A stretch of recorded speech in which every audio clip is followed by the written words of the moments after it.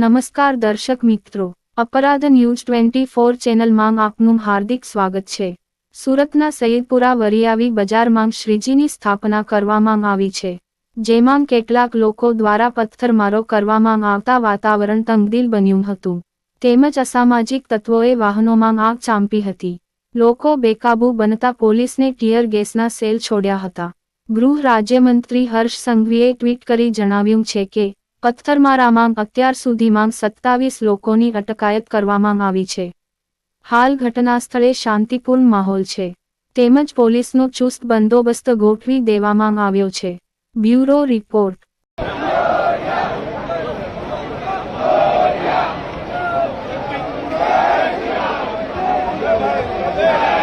જય